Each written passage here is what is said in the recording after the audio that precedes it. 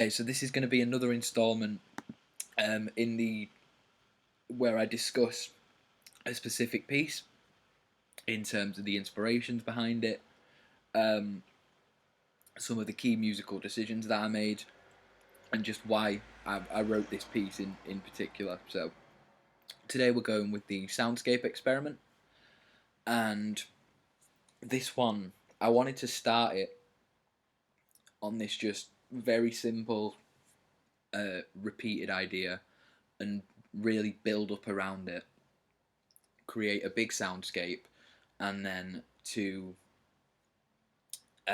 completely flip the style halfway through, in a way that a lot of progressive bands do. So they don't just tend to stick to one key style throughout the song. Sometimes they'll do as much as they can with the initial atmosphere that they create, and then they'll go off on a tangent, um, and start developing a new sort of soundscape. So that's what we've got here. First thing to note, this piece is in 12/8, but it's mainly the drums that play in that time. Everything else is actually quite strictly regimented in 4/4. If there's anything that isn't, I will point it out because there are a few bits. And there's also a track that I haven't ended up using, but I'll explain that when it comes to where it would come in. So first off, we'll just talk about the drums quick. Like I said, they're playing in a 12/8 time, and what I wanted initially was a sort of staggered, broken feel. So I'll just play the first couple of bars of the drums for you.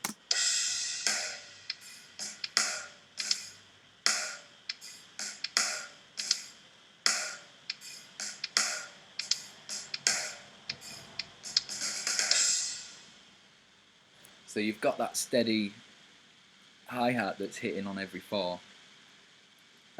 So it's hitting on like a 1, 2, 3, 4, as if it was in 4/4.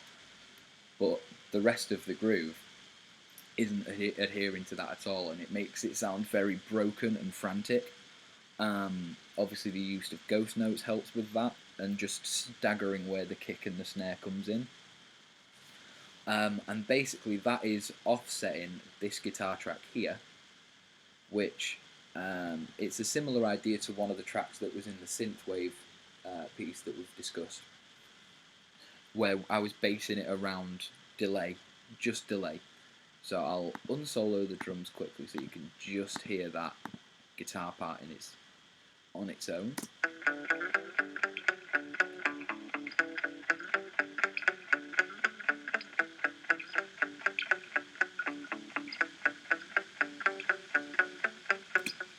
So that guitar part is just 4 very simple, well, it's 3 very simple melodies, because the first one repeats on the 3rd bar. It's again that idea of statement, progression, restatement, conclusion, that I've talked about before. And I love writing in that way because you become familiar with the feel, but you have these different miniature melodies in between that makes up the full melody, and it means you don't get too bored. There's always something that's changing. So then what we'll do here is and also there's a bass track here, but the bass is very, very, very simple. Very simple.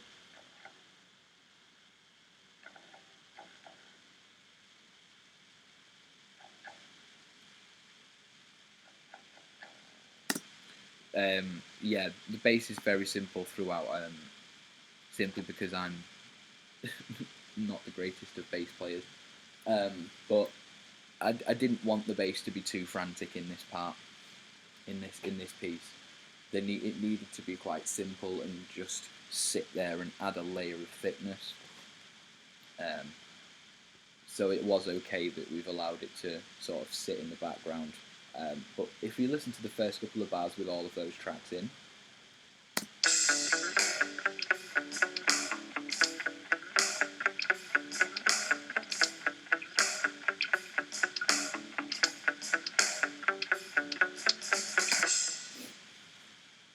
So you can hear that all does work nicely together. You've got the delay section from the guitar track that adds a nice bit of width. The bass just sits underneath nicely and adds a thickness to it, so it's not sounding too sparse. And then there's that staggered drum part, which adds a lot of the feel. And then we get to bar 5, and first off we introduce two very simple synth parts.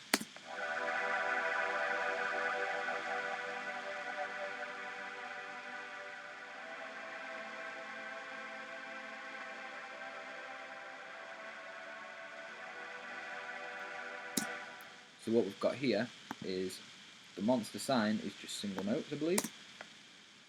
Yeah, so it's like a bass thickener.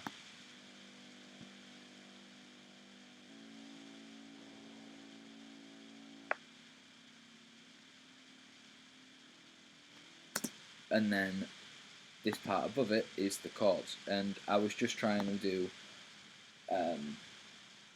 so you state your basic triad first and then just manipulate one note at a time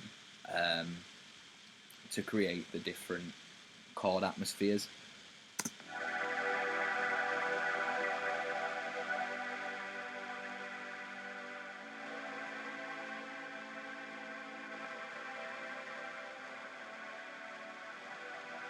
As you can tell, in terms of how it feels, it doesn't feel too complicated. All the notes are nice and tight together. And then to accompany that, we've got this guitar part, which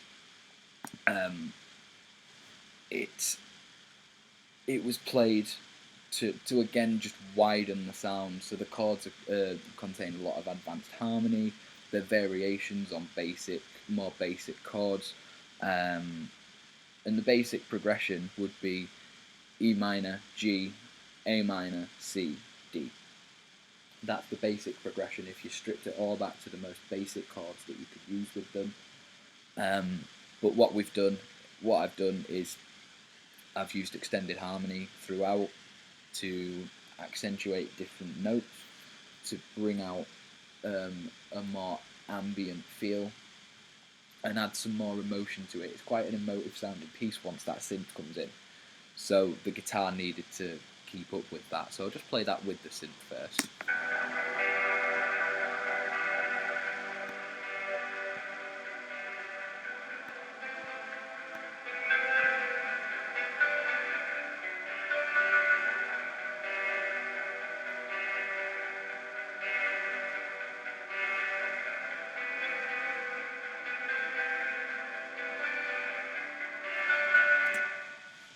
So I wanted a sort of metronomic feel with that guitar part as well.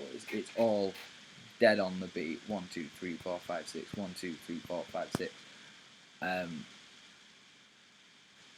To offset everything else. So if we now play everything that we've got in the track at the moment.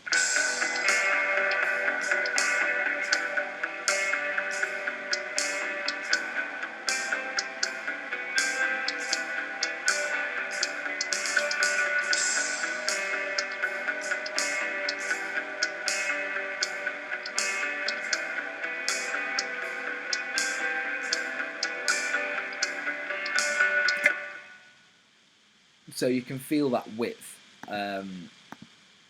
from it. You can feel how wide and ambient the piece sounds and how emotive it is. And I think that lends itself perfectly to the second movement of the symphony, where you do focus a lot more on melodic ideas and sort of creating an emotion and an atmosphere. So this is the section where we have the track that I decided not to use. So essentially it's this track here, this guitar track, and I'd been looking at the idea of multiple time signatures playing against each other. So essentially introducing complex polyrhythms into the pieces. Obviously here we've got a piece that's essentially in 12/8, but some of the parts have a 4/4 feel. And then what I've done with this guitar part he's added a 5/4 feeling to it. So every however many bars, it syncs back up perfectly with the start of a cycle. But in the meantime, you get some really interesting polyrhythms occurring. So this is the piece.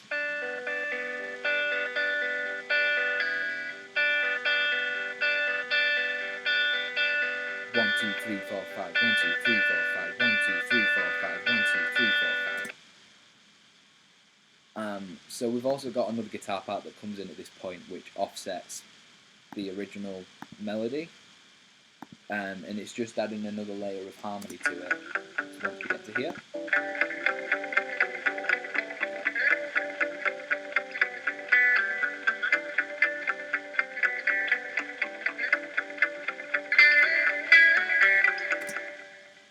And obviously it's got that little tagline at the end, again, adding more melody to the piece.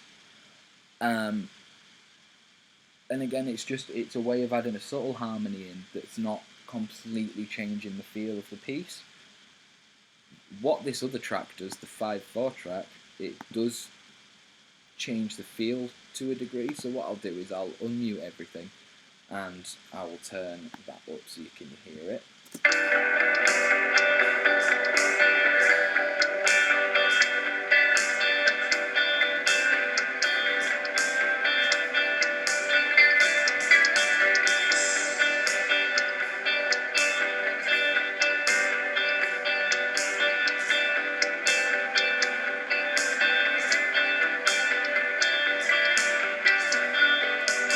So you can hear that it almost sounds like it fits, but at other stages it sounds very strange.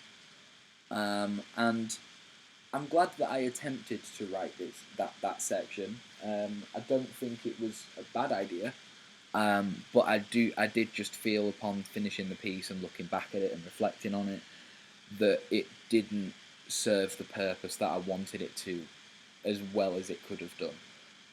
So what I did is I did decide to remove it, and then I'll play that little section again so you can hear the difference.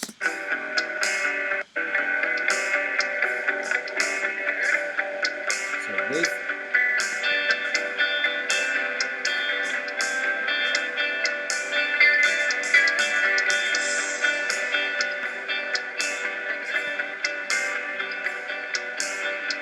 personally, I just think it sounds nicer without that track.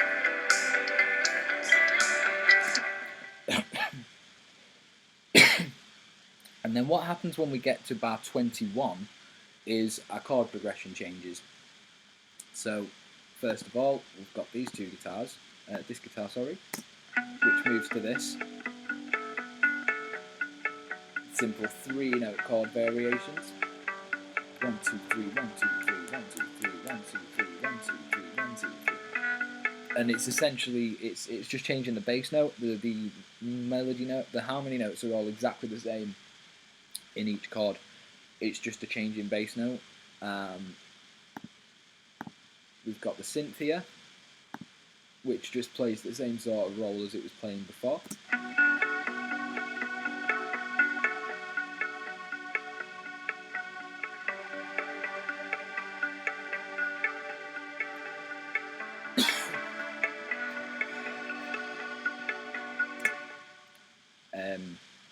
We have the two rhythm guitars, which again follow the new chord progression. It essentially plays exactly the same thing as the lead line, just an octave down, to provide that thickness and that warmth. Just with a slight variation in phrasing.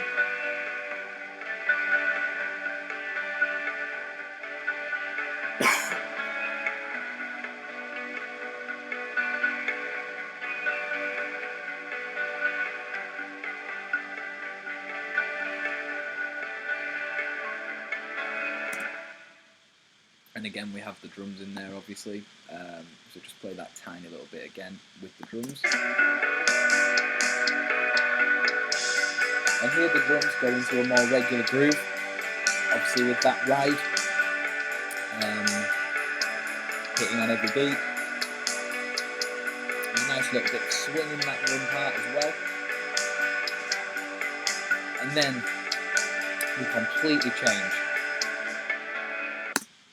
So what we do here is I've introduced a different idea of sort of this parallel harmony.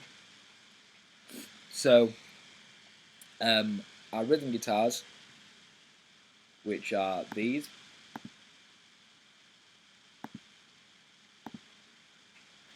they're playing a chord progression in B, and it's all power chords, it's all fifth chords. Sorry. So they're all playing power chords there in this next section. And this lead part is playing a run that starts on the fifth of each chord. So they're never quite sync up, but they are harmonised with each other. So I'll just play what the initial chord progression is.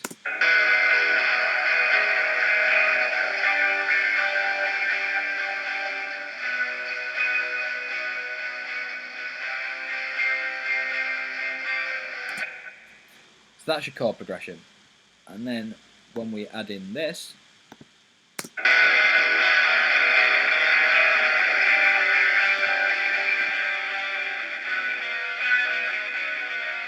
so they're never quite syncing up in terms of harmony. Sorry about that. And with the drums, we go to a much heavier sound. Sorry about that.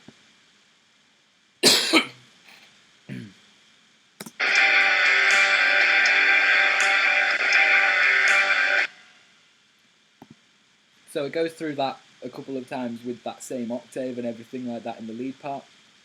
And then towards the end of it, what we do is we shift that lead guitar sound, that lead guitar run up an octave.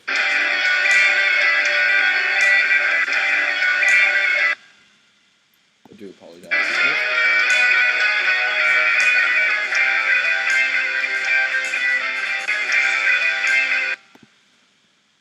So I think moving it up the octave adds a nice sense of drama to it. It really lifts it. And you've still got that nice sort of swung 12/8 feel in the drums, but it's just a bit more lively rather than that very laid-back ambient feel of the first section. We then get to bar 45, and you will notice here that we do go to straight 4/4. And what I wanted to do here was take some inspiration from the way that some progressive artists write their chord progressions, in the same way that we did in the beginning, with those extended harmony chords with the chorus and the delay. These progressive artists also tend to do things like what we've got in this section, which is just two note chords to accent the major and minor feel, and they play around with those, and then they can create harmonies over the top that are more major or minor than they would be if it was just a power chord. So here's your rhythm track.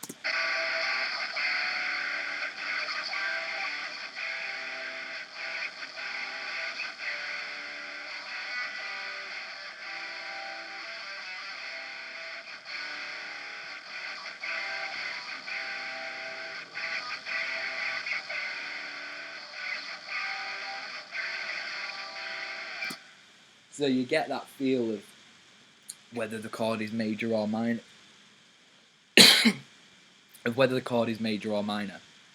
and it adds a really nice effect, I think, rather than it just being straight up fifth chords where there's no real sense of tonality, and it's sort of left up to you as the listener to decide. I wanted to give a bit more of an indication here, so obviously the piece has picked up momentum, and I'm trying to blend the idea of this progressive rock sound with a bit more of a harder rock sound as well. So essentially what we do here is we add a dual lead guitar, which is something that commonly gets used in sort of heavier rock music, bands like Avenged Sevenfold, Black Veil Bride, all of these sort of bands, even Metallica, use this technique sometimes, and I always feel that it really lifts a piece when you get some of these dual harmonies in there. So we'll just play that a little bit.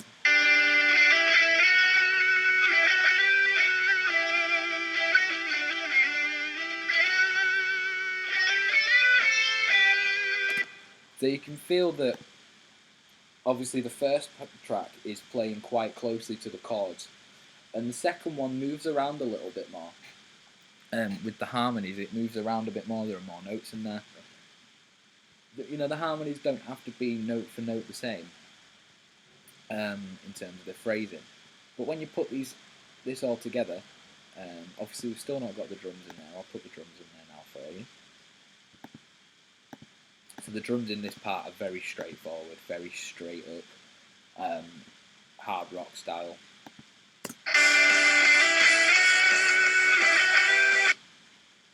I do apologise about this.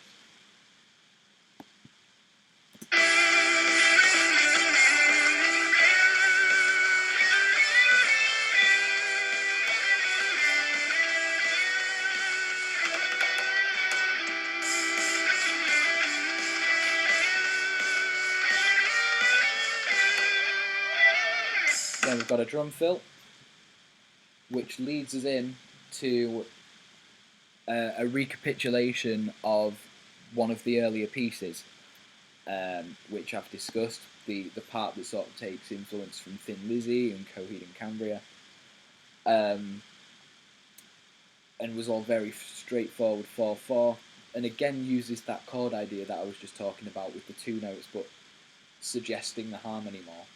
So we'll just have the drum fill going into that.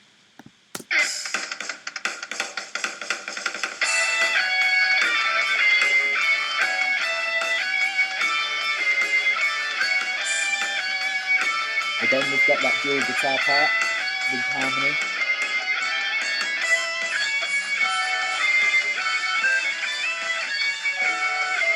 They do need tidying up a little bit, but you get the idea of what it is. And then we go into a big solo here. So what I wanted to do here was, you've had that idea of the initial piece being restated in the same way, just in a different key. You've moved it from F sharp to D in the original piece, and then we've moved it to E now. And then I wanted a part that sort of still hinted at the same chord progression, but added a little bit of variation, but was much more grand and sort of triumphant. So that's what we've got in this section here.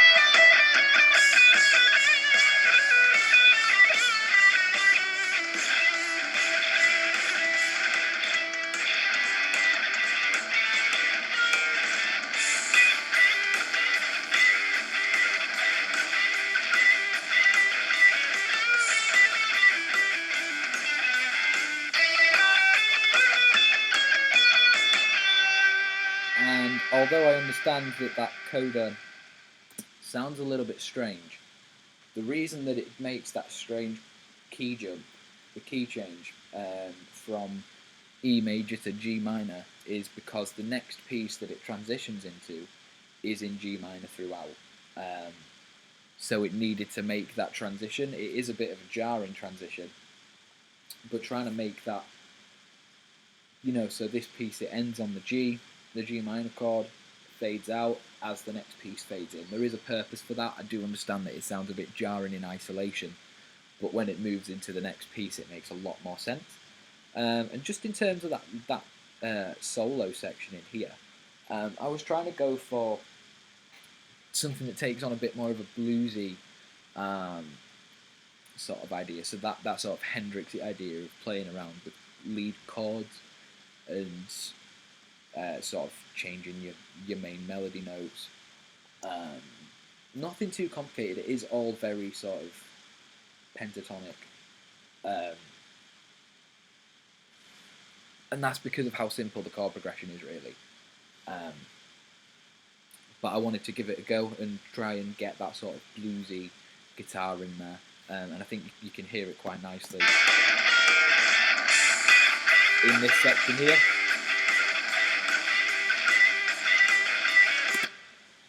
You can hear that sort of jangly, very bluesy tone that is very reminiscent of artists like Jimi Hendrix and the likes. So that is the description of the Soundscape experiment piece. Like I said, I wanted to experiment with really giving you a big shift in feel in this one, and I think we succeeded. I succeeded in that with the change over here in bar 29 from the ambient, very calm, laid-back piece section of the piece to the more aggressive piece with the parallel harmony. And then again, when we go into the dual guitar section, there's another shift there when we go from 12/8 to 4/4. And then the final shift, there's two shifts in this section, isn't there? Re-establishing the motif from the earlier pieces, and then embellishing on it with the solo section at the end. So this piece was quite a fun one to do. It was challenging when I started to discuss the idea of changing the feel and all of that sort of idea. But I do think it's come out well, and it sits quite nicely in the second movement of the piece. So next up, we'll be looking at another piece. Thanks.